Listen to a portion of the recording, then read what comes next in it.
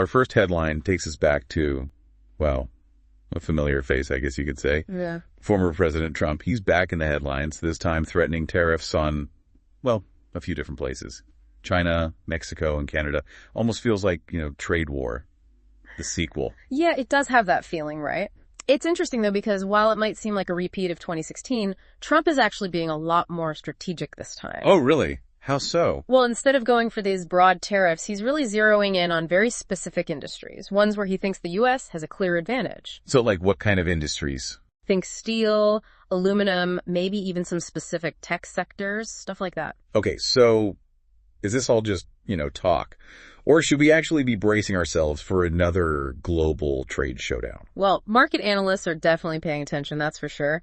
And some investors, they actually think they're better prepared this time around. They've, learned from what happened back in 2016. Oh, interesting. Yeah, so they're already kind of adjusting their portfolios. They're looking at sectors less likely to be hit by those tariffs, or even ones that might benefit. Okay, so there might actually be some opportunities hidden within all this trade war chaos. Exactly.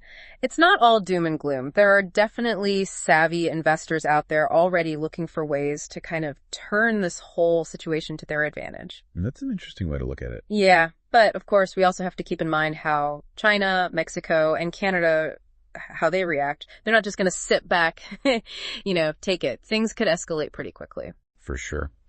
Speaking of escalation, let's jump over to the world of tech. Things are always moving so fast over there. Looks like Intel just scored a massive $7.86 billion award to, get this, ramp up U.S. chip manufacturing. Mm-hmm. That's a ton of silicon. It's a big deal for sure. And it actually ties directly into that whole global chip shortage we've been talking about. Right. You remember how everything, cars, gaming consoles, everything was delayed because we just didn't have enough chips? Yeah, he's crazy. Well, this funding is part of the C-Chip AP Act. Basically, a major push by the U.S. government to really boost domestic chip production and reduce that reliance on other countries, especially with all the tensions, with China that we were just talking about. So it's not really just about chips then. It's about global power dynamics playing out in the tech world. You got it. It's all about who controls the technology that powers our modern lives, right? Right. And speaking of controlling technology, there's actually talk of the White House appointing an AI czar. Can you imagine that? A single person overseeing the development and regulation of all things artificial intelligence. Yeah. Like something straight out of a sci-fi movie. It really does, but it's actually happening right now. It really shows you how fast AI is evolving. I mean, governments are really scrambling to keep up. Yeah, for sure. And this potential AI czar, they'd have to be really careful, walk this fine line between encouraging innovation, and making sure AI isn't used for, bad stuff. That's a tough balance, almost like trying to tame a wild beast. Yeah, you could say that. I mean, there's so much potential good that can come from AI. Think revolutionizing healthcare, solving those really complex scientific problems. But then there are the risks too. Jobs being replaced, algorithmic bias, even the possibility of things like autonomous weapons systems. Yeah, that's a lot for one person to handle. Absolutely. Okay, well, let's shift gears a bit again, this time to healthcare. It looks like the Biden administration is putting forward a proposal to mandate government coverage for weight loss drugs. This could be huge, right? It might impact millions of people.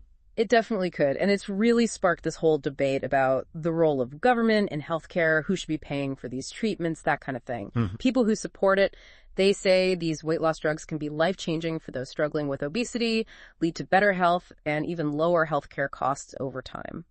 But then you have critics who are worried about the strain on government budgets and, the potential for unintended consequences. Like what kind of unintended consequences? Well, things like increased demand, driving up prices, that sort of thing. It's a really complicated issue. No easy answers there. Yeah, that's for sure.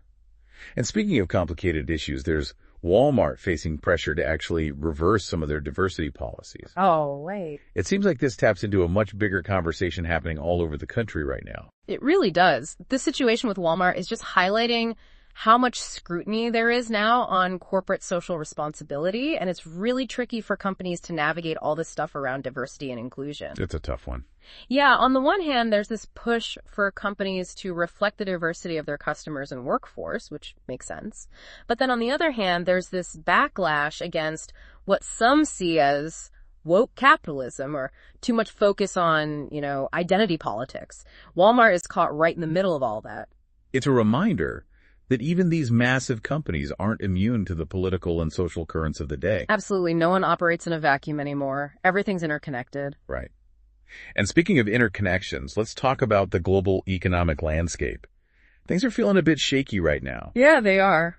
So fill me in, especially if it might affect my wallet.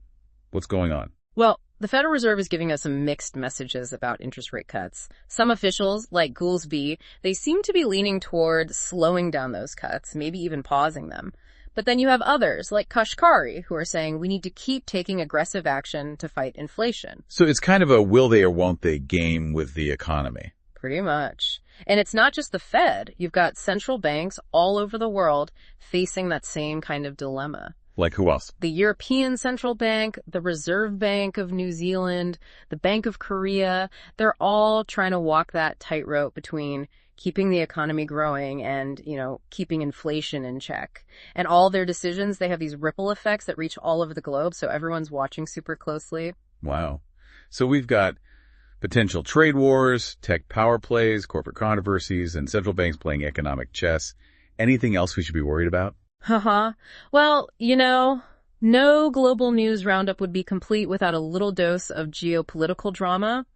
And this week doesn't disappoint. There are actually some rumors of a potential ceasefire in the Israel-Hezbollah conflict. Oh, wow. Really? Yeah, and apparently Biden and Macron might be the ones brokering it.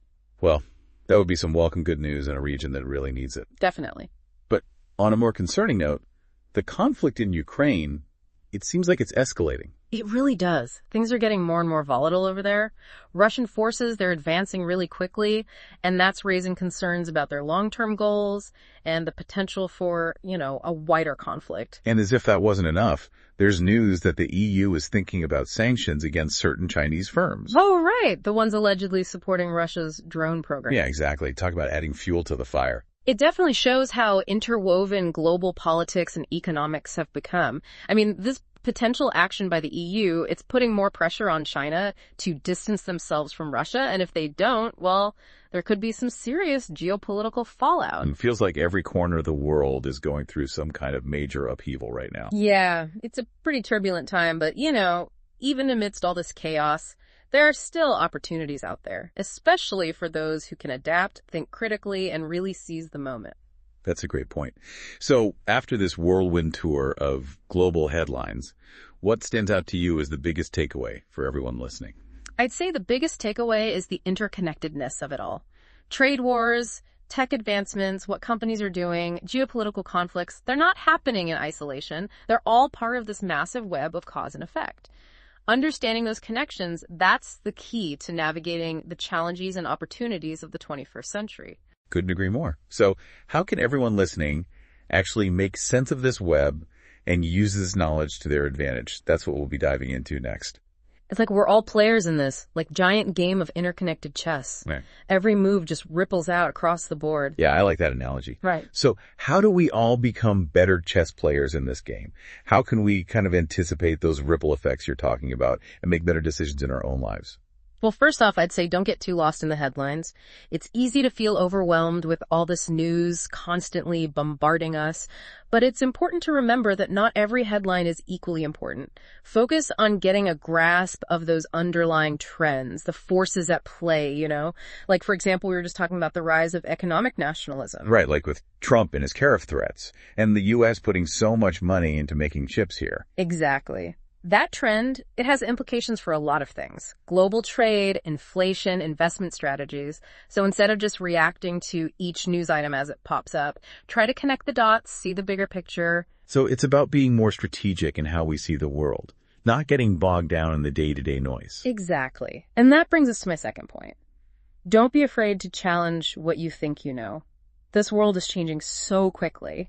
And what might have been true yesterday might be totally different tomorrow. Like, remember when everyone just assumed globalization was this, unstoppable force? Oh, yeah, that idea that borders were becoming meaningless and the world was turning into one giant marketplace. Exactly. But as we're seeing now, there's this growing backlash against globalization. People are worried about jobs, inequality, cultural changes, that kind of stuff. So it's super important to be open to new information, be willing to change your mind if you need to.